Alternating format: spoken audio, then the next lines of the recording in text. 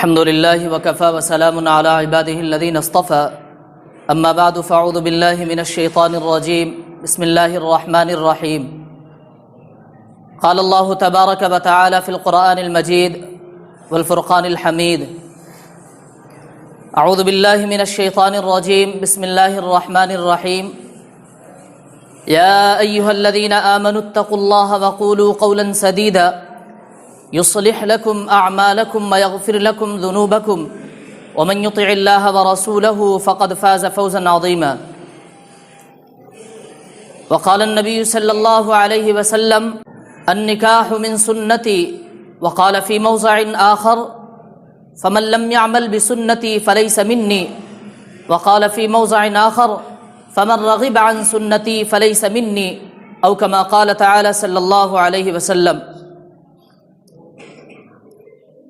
محترم بزرگوں اور دوستو، اللہ تبارک و تعالیٰ کا بے حد کرم اور اس کا احسان ہے کہ اللہ رب العزت نے ہمیں اور آپ کو مسلمان بنایا ہے اور ایمان کی دولت سے مالا مال فرمایا ہے۔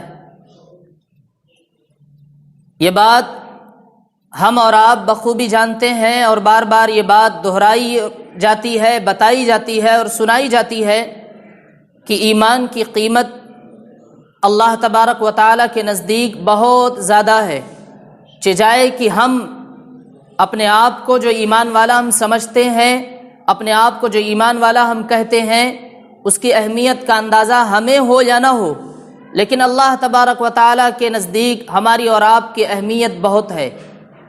اللہ تبارک و تعالیٰ چاہتا ہی ہے کہ ہمارا جو بندہ ہے وہ ہمارا بندہ بن کر ہماری عبادت کرے اور ہمارے پاس اس کو لوٹ کر آنا ہے، اس لیے وہ صحیح راستے کو چنے اور صحیح راستے پر چل کر اپنی زندگی کو بھی گزارے۔ اس صحیح راستے پر چلنے کے لیے اللہ تبارک و تعالیٰ نے ہمیں اور آپ کو دو رہنما اصول عطا فرمائے ہیں۔ ایک وہ اصول جس کو ہم قرآن مقدس کے نام سے جانتے ہیں، دوسرا وہ اصول جس کو ہم رسول اکرم صلی اللہ علیہ وسلم کی ذات گرامی کے نام سے جانتے ہیں اور آپ کے طریقے کے نام سے جانتے ہیں اور آپ صلی اللہ علیہ وسلم کی حدیث مبارکہ کے نام سے جانتے ہیں۔ اس وقت ہمارے سماج کے اندر، ہمارے ماحول کے اندر شادی بیاہ کا وقت چل رہا ہے، شادیاں ہو رہی ہیں اور پورے رسم و رواج کے ساتھ ہو رہے ہیں۔ میں نے پہلے کہا کہ ہمیں اور آپ کو دو رہنما اصول اللہ کی طرف سے اور اللہ کے نبی صلی اللہ علیہ وسلم کی طرف سے عطا کیے گئے ہیں۔ ہمیں یہ بتایا گیا ہے کہ اس کے طریقے پر رہ کر، اس کے طریقے پر چل کر اپنی زندگی کو گزارنا ہے۔ جب ہمیں دنیا کے ہر ایک موڑ پر، دنیا کے ہر ایک کام میں، دنیا کے ہر ایک قدم پر ہمیں دو اصول ملے ہیں، تو ان اصول پر چلنے کے لیے ہمیں سب سے پہلے اپنے قدم کو آگے بڑھانا ہوگا اور ہمیں یہ سوچنا ہوگا کہ ہمیں اور آپ کو جو حکم ملا ہے وہ کوئی معمولی حکم نہیں ہے، بلکہ اللہ کا فرمان ہے اور اللہ کے رسول صلی اللہ علیہ وسلم کے طریقے کے لیے ہمیں کہا گیا ہے۔ یہ باتیں صرف کہنے کی نہیں ہیں، یہ باتیں صرف سنانے کی نہیں ہیں کہ کہہ دی جائیں اور سنا دی جائیں، میں کہہ دوں آپ سن لیں اور سن کر یہاں سے نکل کر چلے جائیں۔ نہیں، آپ اس نکاح کے ماحول کو آپ اچھی طریقے سے جانتے ہیں کہ ہمارے سماج کے اندر نکاح اور شادی کی کیا حیثیت رہ گئی ہے، کس طریقے کی شادیاں ہو رہی ہیں، کس طریقے کے نکاح ہو رہے ہیں، اور اس شادی کے درمیان لین دین کا جو معاملہ ہے جس کا نام جہیز ہے، اس معاملے کے اندر ہم اور آپ اللہ کے رسول اور اللہ کے رسول صلی اللہ علیہ وسلم کے بتائے ہوئے طریقے کے مطابق کتنی شادیاں ہماری اس طریقے کے مطابق ہو رہی ہیں، کتنا ہم اس پر عمل کر رہے ہیں۔ اللہ کے نبی صلی اللہ علیہ وسلم نے اپنا نکاح کیا، اپنی بیٹیوں کا نکاح کیا، اور صحابہ کرام رضوان اللہ تعالی علیہم اجمعین نے بھی اپنے نکاح کیے ہیں۔ کس طریقے سے ان کے نکاح ہوئے ہیں، کس طریقے سے انہوں نے شادیاں کی ہیں، لین دین کے نام پر انہوں نے کیا کیا ہے اور ہم کیا کر رہے ہیں، اس پر ہمیں اور آپ کو سنجیدہ بننے کی ضرورت ہے اور سوچنے کا مقام ہے۔ ابھی ایک ہفتے پہلے آپ لوگوں کے سامنے حیدرآباد کی ایک لڑکی نے سوسائڈ کیا، خودکشی کی، اور سوسائڈ کرنے سے پہلے، خودکشی کرنے سے پہلے اس بہن نے، اس لڑکی نے ایک ویڈیو بنایا۔ ویڈیو بنا کر اس نے اپنے شوہر کو ویڈیو بھیجی، اپنے ماں باپ کو بھی بھیجی۔ اس ویڈیو کے اندر اپنے سوسائڈ کے اس نے مقاصد کو بیان کیا کہ میں کس وجہ سے سوسائڈ کر رہی ہوں، اور پھر اس کے اوپر الزام لگے، اس کے شوہر کے اوپر اس کے ماں باپ کی طرف سے پہلے سے الزام لگے ہوئے تھے، مقدمے تھے۔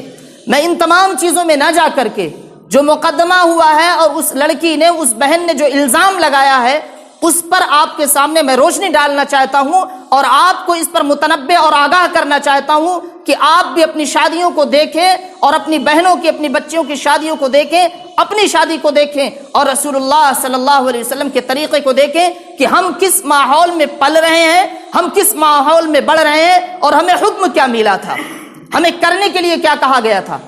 اس بچی نے، اس بہن نے اس ویڈیو کے اندر 2-4 باتوں کا خلاصہ کیا تھا۔ پہلے نمبر تو اس بچی نے، اس بہن نے اپنی شادی اپنے خواہش کے مطابق کی تھی، یعنی اپنے من پسند سے کیا تھا۔ اس کے ماں باپ راضی تھے نہیں تھے، اس نے کیا، لیکن شادی کے کچھ ہی دنوں کے بعد جیسے کہ اس کے باپ نے یہ اعتراض کیا ہے اور الزام لگایا ہے اس کے شوہر کے اوپر کہ جہیز کا مطالبہ تھا اور برابر لڑکی کے اوپر دباؤ بنایا جا رہا تھا، اس وجہ سے میری بچی کو اس کے شوہر نے میرے گھر پر لا کر چھوڑ دیا تھا اور لے نہیں جا رہا تھا۔ اگر یہ بات سچ ہے کہ اس کے شوہر کی طرف سے اس کے اوپر دباؤ تھا کہ وہ جہیز کیوں نہیں لے کر آئی یا پیسے کی ڈیمانڈ تھی، تو آپ غور کریں، کیا جہیز کی وجہ سے، کیا جہیز جیسی لعنت اور منحوس چیز کی وجہ سے کسی بہن یا بیٹی کو اس طریقے سے سوسائڈ کرنا پڑے گا؟ کیا جہیز جیسی ناسور بیماری کی وجہ سے ہمارا سماج اس حد تک گر جائے گا کہ بہن اور بیٹیاں، اور اس بچی کا نام بھی عائشہ نام تھا، اما عائشہ کا نام، اتنا پاکیزہ نام، اتنا مقدس نام، اگر جہیز کی خاطر، پیسے کی خاطر، شادی بیاہ کے نام پر لین دین کے معاملے کی خاطر اگر عائشہ قربان ہو رہی ہے، خودکشی کر رہی ہے، میں اس کے حق میں نہیں ہوں کہ اس نے خودکشی کر لیا، بڑا اچھا کیا، خودکشی کرنا اسلام میں حرام ہے، سختی سے منع ہے، لیکن جو اس کی ویڈیو تھی اس کو سننے کے بعد یہ پتا چلا کہ وہ اپنے ماں باپ سے بھی محبت کرتی تھی، اپنے شوہر سے بھی محبت کرتی تھی، وہ نہیں چاہتی تھی کہ ہماری خاطر ہمارے گھر والے پریشان ہوں اور ادھر سے ہمارے شوہر بھی پریشان ہوں۔ اس نے باقاعدہ یہ بات کہی بھی، میں نہیں چاہتی کہ میرا شوہر میرے لیے پریشان ہو یا میری وجہ سے میرے گھر والوں کی وجہ سے پریشان ہو، اور اپنے ماں باپ کو بھی یہی بات کہہ رہی ہے کہ آپ نے جو مقدمے میرے شوہر کے اوپر کیے ہیں وہ مقدمے واپس لے لیں۔ لیکن انسان جب تھک جاتا ہے، ہار جاتا ہے اپنوں سے، تو شاید اس کے پاس اور کوئی راستہ نہیں بچتا ہے کہ وہ خود ہی اس راستے سے اپنے آپ کو الگ کر لے، اور شاید اس کا نتیجہ یہی نکلا، اس نے یہی سمجھا کہ میں اپنے آپ کو ان تمام جھمیلے سے اپنے آپ کو الگ کر لوں، شاید میں جب الگ ہو جاؤں گا تو میرا باپ اور میرا گھر بھی خوشحال ہو جائے گا اور میرا شوہر بھی خوش ہو جائے گا۔ اس نے باقاعدہ کہا میرے شوہر کو آزادی چاہیے تھی، میں نے اس کو آزادی دے دی۔ کیا اسلام کے اندر جہیز نام کی کوئی چیز ہے؟ بارات نام کی کوئی چیز ہے؟ اگر ہم نام لیوا ہیں نبی کے، اگر ہم نام لیوا ہیں نبی کے امتی ہونے کے، اگر ہم نام لیوا ہیں کہ ہم رسول اکرم صلی اللہ علیہ وسلم کی امت میں ہے اور اپنا نبی ہم ان کو تسلیم کرتے ہیں، تو اللہ تبارک و تعالی نے صاف طور پر یہ اعلان فرمایا، یا ایھا الذین آمنوا اتقوا اللہ وقولوا قولا سدیدا، اے ایمان والو تم سچ اور سچی بات کہو، سیدھی اور سچی بات کہو اور اللہ سے ڈرو۔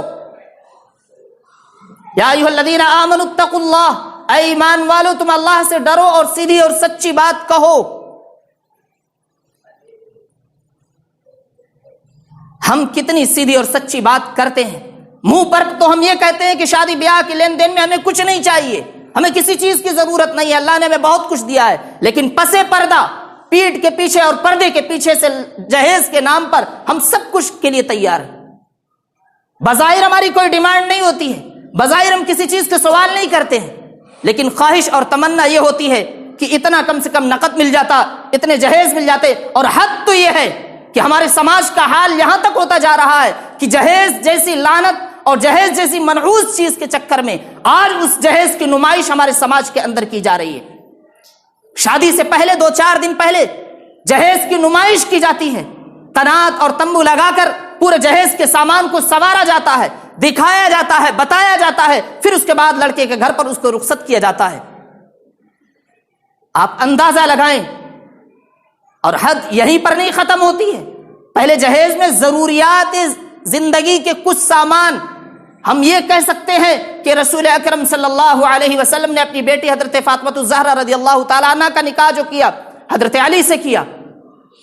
حضرت علی رضی اللہ تعالیٰ عنہ آپ صلی اللہ علیہ وسلم کی کفالت میں ہیں، آپ کی نگرانی میں ہے. آپ صلی اللہ علیہ وسلم حضرت فاطمہ کے بھی ذمہ دار اور حضرت علی کے بھی ذمہ دار ہیں. حضرت ابوبکر اور حضرت عمر رضی اللہ تعالیٰ عنہ نے حضرت فاطمہ سے نکاح کی خواہش ظاہر کی کہ اللہ کے نبی صلی اللہ علیہ وسلم میں چاہتا ہوں کہ فاطمہ سے نکاح کر لوں. لیکن اللہ کے نبی صلی اللہ علیہ وسلم نے عمر زیادہ ہونے کی وجہ سے، شاید عمر زیادہ ہونے کی وجہ سے آپ نے حضرت عمر اور حضرت ابوبکر سے حضرت فاطمہ کا نکاح نہ کیا. بعد میں حضرت علی رضی اللہ تعالیٰ نے بھی خواہش ظاہر کی کہ میں حضرت فاطمہ سے نکاح کرنا چاہتا ہوں. اللہ کے نبی صلی اللہ علیہ وسلم نے ہاں کر لیا اور پھر پوچھا کہ علی تمہارے پاس فاطمہ کا نان و نفقہ خرچ اٹھانے کے لیے کچھ ہے؟ تو چونکہ حضرت علی پہلے ہی سے اللہ کے نبی صلی اللہ علیہ وسلم کی کفالت میں تھے، ذمہ داری میں تھے، جو کچھ خرچ تھا وہ اللہ کے نبی صلی اللہ علیہ وسلم کے حوالے تھا. اس لیے اللہ کے نبی صلی اللہ علیہ وسلم سے حضرت علی نے کہا کہ میرے پاس ایک گھوڑا ہے اور روایات میں اونٹ بھی آتا ہے، اور ایک زرہ ہے جو جنگ کے موقع پر کام آتی تھی تلوار وغیرہ کے روکنے پر. تو کہا کہ اس زرہ کو بیچ دو. غالباً حضرت بلال کو دیا کہ اس زرہ کو لے جا کر مارکیٹ میں بیچ دیں. حضرت عثمان غنی رضی اللہ تعالیٰ عنہ کے پاس وہ زرہ جاتی ہے. حضرت عثمان غنی رضی اللہ تعالیٰ نے پوچھا کہ یہ زرہ کس کی ہے؟ انہوں نے بتایا کہ حضرت علی کی ہے. کتنی کی ہے؟ انہوں نے کہا کہ 480 درہم. انہوں نے 480 درہم نکال کر دے دیا. جب حضرت بلال رضی اللہ تعالیٰ عنہ واپس آنے لگے تو اللہ کے نبی صلی اللہ علیہ وسلم نے بلایا کہ یہ 480 درہم بھی لے جاؤ اور یہ زرہ بھی میری طرف سے حضرت علی کو ہدیہ دے دینا. اور جو 480 درہم آئے ان میں سے آپ صلی اللہ علیہ وسلم نے حضرت فاطمہ اور حضرت علی کے لیے ضرورت کے جو سامان تھے، اور وہاں پر شدید ضرورت تھی، آپ اندازہ لگائیں کہ ان کے پاس کچھ بھی نہیں تھا، صرف ایک زرہ تھی اور ایک گھوڑا تھا، کچھ بھی نہیں تھا. آج ہمارے سماج کے اندر جہیز کے نام پر جو لوگ یہ کہتے ہو کہ ضرورت کی چیز ہم دے رہے ہیں، کیا ضرورت کی چیز جہیز کے نام پر دینے سے ہی پوری ہو جائے گی؟ آپ کے گھر میں، لڑکے کے گھر میں 10 افراد پہلے سے موجود تھے، کسی ایک لڑکی کے آنے کی وجہ سے آپ کی ضروریات کے سامان ختم ہو گئے جو آپ جہیز کا مطالبہ کر رہے ہیں. 10 آدمی کا خرچہ پہلے چل رہا تھا، ایک نئی لڑکی آپ کے گھر میں آنے والی ہے، اس کی وجہ سے آپ کے خرچے کم پڑ جائیں گے، راشن کم پڑ جائے گا، ضروریات کے سامان ختم ہو گئے آپ کے. قطعی طور پر جہیز کے نام پر لینا اور یہ کہنا کہ حضرت فاطمہ کو اللہ کے نبی نے جہیز دیا تھا اس لیے جائز ہے، ہم بھی لیں گے، قطعی طور پر جائز نہیں ہے. وہاں پر حضرت علی رضی اللہ تعالیٰ عنہ چونکہ بہت کمزور تھے، مالی اعتبار سے بھی کمزور تھے، اس لیے اللہ کے نبی صلی اللہ علیہ وسلم نے جو چیزیں ان کو دیں وہ صرف ضروریات کی چیزیں تھیں. اور ضروریات کی چیزیں کیا تھیں؟ آپ نے ایک اونی چادر دی، ایک مشکیزہ دیا پانی بھرنے کے لیے، اور ایک تکیہ دیا، تکیے میں بھی گھاس بھری ہوئی تھی. آج ہمارے سماج میں حال کیا ہے؟ پہلے ایک فریج چلتی تھی، آج 2 فریج. پہلے ایک واشنگ مشین جہیز کے نام پر، آج 2 واشنگ مشین. ہر سامان ڈبل ہو گئے. اور کیا کہہ رہے ہیں کہ ہمیں ضرورت کی چیزیں دے رہے ہیں. میرے بھائی آپ یاد رکھیں کہ آپ ہی کے سماج کے اندر، آپ کے معاشرے کے اندر، آپ کی رشتہ داری کے اندر اپنے ایسے بیٹھے ہوئے ہیں، ایسے ماں باپ بیٹھے ہیں جو اس انتظار میں ہیں کہ کاش کوئی نوجوان کھڑا ہو جاتا اور یہ کہتے تھا کہ ہم آپ کی لڑکی سے نکاح کرنا چاہتے ہیں اور بغیر بالکل جہیز نہیں لیں گے اور بالکل سادگی کے ساتھ ہم کرنا چاہتے ہیں. آج کوئی نوجوان کھڑا ہو کر بتا دے کہ ہاں ہم نے اس طرح سے نکاح کیا کہ ہم نے 1 پیسے کا جہیز نہیں لیا، ہم صرف نکاح کر کے مسجد میں نکاح کیا اور لڑکی کو لے کر آ کے گھر چلے آئے. آخر کب تک عائشہ جہیز کے لیے سوسائڈ کرتی رہے گی؟ آج اگر اس نے سوسائڈ کیا ہے، کل آپ کا بھی نمبر ہے، آپ کی بیٹی کا بھی نمبر ہے. کبھی زینب جائے گی، کبھی عائشہ جائے گی، کبھی رقیہ جائے گی، کبھی کلثوم جائے گی. کب تک اس جہیز کے نام پر ہماری قوم کی بیٹیاں قربان ہوتی رہیں گی؟ آخر کب تک یہ تقریریں کب تک آپ کے سامنے کی جاتی رہیں گی؟ آپ کب تک اس طریقے سے سنیں گے اور انسنا کر کے نکل جائیں گے؟ ہوش کے ناخن لیں. جس دائرے میں ہم ہیں، اسلام کے دائرے میں، اس دائرے نے ہمیں بہت کچھ سکھایا ہے اور بہت کچھ بتایا ہے. اللہ کے نبی صلی اللہ علیہ وسلم کے پاس ایک صحابی آتے ہیں، اللہ کے نبی صلی اللہ علیہ وسلم میری بہن یا میری بیٹی جوان ہو گئی ہے، میں اس کے نکاح کے لیے، میں اس کی شادی کے لیے فکر مند ہوں، آپ کوئی لڑکا بتائیں میں اس کا نکاح کر دوں. حضرت اللہ کے نبی صلی اللہ علیہ وسلم نے فرمایا بلال کو جانتے ہو؟ کہا جی جانتا ہوں، ان سے نکاح کر دو. وہ کہتے ہیں میں گھر سے اجازت لے لوں، پوچھ لوں، چلے جاتے ہیں، واپس آتے ہیں، کچھ دن کے بعد آتے ہیں پھر وہی بات، یعنی کہ نہیں، انکار۔ پھر کچھ دن کے بعد آتے ہیں اللہ کے نبی صلی اللہ علیہ وسلم میں اپنی بیٹی کا نکاح کرنا چاہتا ہوں، کوئی لڑکا آپ بتا دیں جس کے ساتھ میں نکاح کر دوں۔ اللہ کے نبی صلی اللہ علیہ وسلم نے فرمایا بلال کو جانتے ہو، ان سے کر دو۔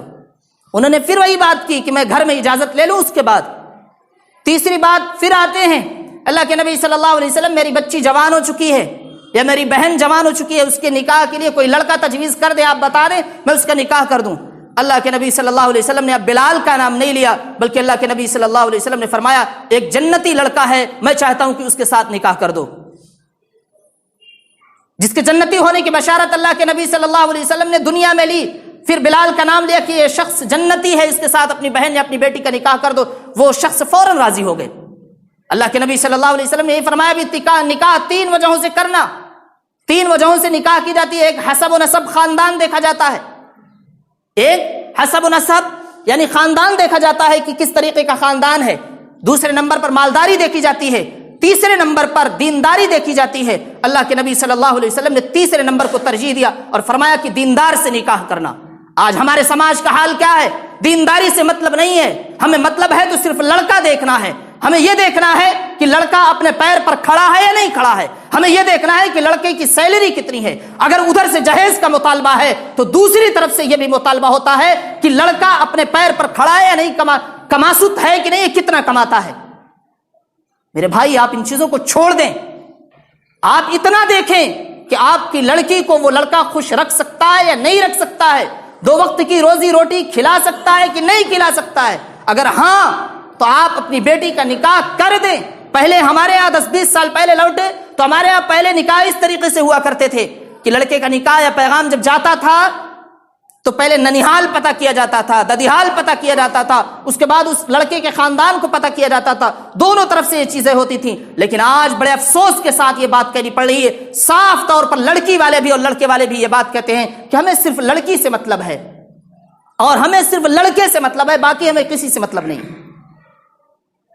جب ہم صرف لڑکے سے مطلب رکھیں گے، جب ہم صرف لڑکی سے مطلب رکھیں گے تو سماج ایسے ہی بگڑتا جائے گا، اور ہمیں دنیا نہیں بلکہ اللہ کے نبی صلی اللہ علیہ وسلم نے جس بات کو ترجیح دیا ہے، دینداری کو ترجیح دیا ہے۔ آج ہمارے سماج میں ہے ہی کون دیندار؟ ہے کون دیندار؟ چاہے وہ علماء کی جماعت ہو، چاہے وہ نمازیوں کی جماعت ہو، چاہے جو ہو۔ جب اس بازار میں نکاح اور لین دین کے بازار میں جب ہم قدم رکھتے ہیں تو چاہے وہ عالم صاحب ہوں، چاہے وہ حافظ صاحب ہوں، چاہے وہ حاجی صاحب ہوں، سب ایک پلے میں تول لے، سب کا وہی حال ہے۔ عالم صاحب بھی جہیز لیتے ہیں، عالم صاحب بھی، حافظ صاحب بھی جہیز لیتے ہیں، امام صاحب بھی جہیز لیتے ہیں، دیتے ہیں، حاجی صاحب بھی جہیز لیتے ہیں اور دیتے ہیں۔ حضرت علی کے پاس کچھ نہیں تھا، اللہ کے نبی صلی اللہ علیہ وسلم کو پتا تھا کہ علی کے پاس صرف ایک زرہ ہے اور اس کے علاوہ کچھ بھی نہیں، اور اس زرہ کی قیمت بھی 480 درہم ہے، اس سے زیادہ کچھ نہیں ہے۔ لیکن یہ معلوم تھا کہ علی جنتی ہے، یہ معلوم تھا کہ علی دیندار ہے اور میری بیٹی کو خوش رکھے گا۔ اگر خوش رکھنا چاہتے اپنی بیٹی کو اور اپنے سماج کو، دیکھنا چاہتے ہیں کہ خوشحال ہمارا سماج رہے، ہمارا گھر خوشحال رہے، تو دینداری کی نسبت پر رشتے کریں، پیسوں کی نسبت پر رشتے نہ کریں، ورنہ یاد رکھیں کل عائشہ گئی ہے، زینب بھی جائے گی، رقیہ بھی جائے گی، کلثوم بھی جائے گی، ہر ایک سوسائڈ کرنے کے لیے تیار ہے، اور جاتے جاتے وہ اپنی زبان سے یہی کہتا جا رہا ہے کہ میرے ساتھ تو انصاف نہیں ہوا، لیکن آگے چل کے کم سے کم تم لوگ ناخن کے ہوش لو، تم لوگ جاگ جاؤ، تم لوگ بیدار ہو جاؤ کہ اب دوبارہ اس کے لیے کسی عائشہ کو اپنی جان کی قربانی نہ دینا پڑے، اب اس کے جہیز کے لیے کسی رقیہ کو اپنی جان کی قربانی نہ دینی پڑے۔ کب جاگیں گے ہم؟ آخر کب بیدار ہوں گے ہم؟ یہ باتیں صرف کہنے کی نہیں ہیں بلکہ عملی طور پر اب جامہ پہنانے کی ضرورت ہے، اب عملی طور پر ہمیں قدم سے قدم ملانے کی ضرورت ہے اس سنت کے ساتھ، اس طریقے کے ساتھ جس طریقے پر چلنے کے لیے اللہ کے نبی صلی اللہ علیہ وسلم نے ہمیں کہا ہے، سکھایا ہے، اور اسی طریقے میں 100% ہمارے لیے کامیابی ہے۔ ورنہ رات میں نکاح ہوگا، صبح طلاق ہوگی، دن میں طلاق ہوگا، شام کو دن میں نکاح اور شام میں طلاق واقع ہوگی۔ بہت سارے واقعات ہمارے سامنے ہیں کہ رات میں نکاح پڑھا کرا ہے اور صبح پتہ چلا کہ آپ نے جو نکاح رات میں پڑھایا تھا اس کا طلاق ہو گیا۔ وجہ صرف اتنی تھی کہ لین دین کا کچھ معاملہ پھنسا۔ کب تک لین دین کے معاملے پر ہم بلی کا بکرا بناتے رہیں گے؟ کب تک؟ ہمیں جو اصول ملے ہیں ہمیں زندگی جینے کے لیے جو طریقے بتائے گئے ہیں اس طریقے پر چلیں۔ اللہ تبارک و تعالیٰ نے فرمایا یا ایھا الذین آمنوا اتقوا اللہ وقولوا قولا سدیدا، اے ایمان والو تم اللہ سے ڈرو اور سیدھی اور سچی بات کرو۔ سامنے آ کر یہ نہ ہو کہ لین دین کے وقت جب شادی بیاہ کی رسم و رواج کی تاریخ طے ہو رہی ہو تو اس وقت تو ہم کہتے ہیں ہمیں کسی چیز کی ضرورت نہیں ہے، لیکن بارات پہنچنے کے بعد یہ نخرے نکال دے اپنی زبان سے، اپنے دل و دماغ سے کہ اس چیز کا انتظام نہیں ہوا، فلاں چیز کا انتظام نہیں ہوا، ہمارے باراتی ناراض ہو رہے ہیں۔ بارات کا تصور آخر اسلام نے کہاں دیا؟ کہاں ہے بارات کا تصور؟ آج میں آپ لوگوں کے سامنے اپنی طرف سے اس بات کا اعلان کرنا چاہتا ہوں کہ آج کے بعد سے اب میرے پاس کوئی بھی بندہ، کوئی بھی بھائی مجھ سے نکاح پڑھانے کے لیے نہیں کہے گا۔ اگر نکاح ہوگا تو اس مسجد کے اندر ہوگا، ورنہ میں نکاح پڑھانے کے لیے کسی کا جانے کے لیے تیار نہیں ہوں، وہ کوئی بھی ہو۔ آج کے بعد میں کھلے طور پر یہ اعلان کرتا ہوں کہ اگر کسی کو مجھ سے نکاح پڑھوانا ہو تو اس مسجد میں نکاح ہوگا، گیسٹ ہاؤس میں نکاح پڑھانے نہیں جاؤں گا۔ آپ بھی تیار ہوں، آپ کی بھی ذمہ داری ہے کہ آپ اپنے لڑکے کے لیے، اپنی بیٹی کے لیے اگر کوئی لڑکی پسند کرتے ہیں تو صرف زبان سے نہیں بلکہ دل سے کہیں کہ ہمارے پاس پریوار میں پہلے سے 10 لوگ موجود تھے، ایک مہمان اگر میرے گھر میں کوئی نہیں آتی ہے تو اس کے لیے بھی ہمارے پاس انشاءاللہ انتظام ہوگا اور میں اس کا بھی پورا خرچ اٹھانے کے لیے تیار ہوں۔ یاد رکھیں اللہ تبارک و تعالیٰ آپ کے گھر میں، آپ کے کاروبار میں انشاءاللہ برکت عطا فرمائے گا۔ بھیک نہ مانگیں، آپ کی اس بھیک کی وجہ سے نہ جانے کتنی لڑکیاں اپنی جانوں کی قربانی دے چکی ہیں۔ ہم اور آپ جاگیں اور ہوش کے ناخن لیں۔ ہم کب تک ایسا کام کرتے چلے آئیں گے؟ کب تک کرتے رہیں گے؟ ہماری ذمہ داری ہے، آپ کی ذمہ داری ہے، اور سب سے بڑی بات یہ ہے کہ اس ذمہ داری کے لیے صرف بات کہی نہیں بلکہ کہنے کے بعد ہمیں خود کو عمل کرنا ہوگا اور آپ کو عمل کرنا ہوگا۔ ہمیں جو اصول ملا ہے اس اصول میں خودکشی کرنے والے کے لیے کوئی جگہ نہیں ہے۔ غلط کیا اس بچی نے، اس بہن نے غلط کیا سوسائڈ کر کے، اس کو ہمت نہیں ہارنی تھی۔ اس کا نتیجہ یہ تھا کہ آپ سے اگر اپنے شوہر سے نہیں بن پا رہی ہے، نہیں نپ پا رہی ہے تو اس کا ایک موقع تھا کہ آپ اپنے شوہر سے خلا لے لیتی، طلاق لے لیتی، یا اس کا شوہر اس کو طلاق دے دیتا، آپ دوسرے کے ساتھ۔ ہمارے سماج کے اندر یہ بھی ہے نا کہ ایک نکاح کے بعد پھر دوسرے نکاح کے لیے کوئی تیار نہیں ہوتا۔ محبت ایک سے ہوگی، اب دوبارہ محبت نہیں ہو سکتی۔ اللہ کے نبی صلی اللہ علیہ وسلم نے 4 بیویوں کو رکھا ہے اور چاروں سے محبت کی ہے، ایک ساتھ 4 بیویاں آپ کے نکاح میں تھی۔ کیا اللہ کے نبی صلی اللہ علیہ وسلم سے بڑا کوئی محبت کرنے والا ہے؟ کیا اللہ کے نبی صلی اللہ علیہ وسلم سے بڑا کوئی انصاف کرنے والا ہے؟ اللہ کے نبی صلی اللہ علیہ وسلم نے اپنی 4 بیویوں سے محبت کیا اور انصاف بھی پوری طریقے سے کیا، پوری طریقے سے آپ نے انصاف بھی کیا ہے۔ یصلح لکم اعمالکم ویغفر لکم ذنوبکم، اللہ تبارک و تعالیٰ نے کہا اے ایمان والو تم اللہ سے ڈرو اور سیدھی اور سچی بات کرو، اور جب سیدھی اور سچی بات کرو گے تو نتیجہ کیا ہوگا؟ اللہ تبارک و تعالیٰ تمہارے کام کو بنا دے گا، سنوار دے گا، ویغفر لکم ذنوبکم، اور تمہارے گناہوں کو بھی معاف کر دے گا۔ ومن یطع اللہ ورسولہ فقد فاز فوزا عظیما، اللہ اور اللہ کے رسول صلی اللہ علیہ وسلم کی اطاعت کرو، ان کے طریقے پر چل کر اپنی زندگی کو گزارو، فافوز فوزا عظیما، یہی ہمارے لیے بہت بڑی کامیابی ہے اور ہمیں کسی چیز کی ضرورت نہیں ہے۔ اللہ تبارک و تعالیٰ سے دعا فرمائے کہ اللہ تبارک و تعالیٰ ہمیں صحیح معنوں میں قرآن اور سنت کے مطابق زندگی گزارنے کی توفیق نصیب فرمائے۔ ہم زبان سے کچھ اور دل سے کچھ نہیں، بلکہ اللہ نے جو کہا یا ایھا الذین آمنوا ادخلوا فی السلم کافہ، اے ایمان والو تم پورے کے پورے ایمان میں داخل ہو جاؤ، پورے کے پورے ایمان میں داخل ہو، یہ نہیں کہ ہاں ابھی کچھ بعد میں کچھ۔ اور مہر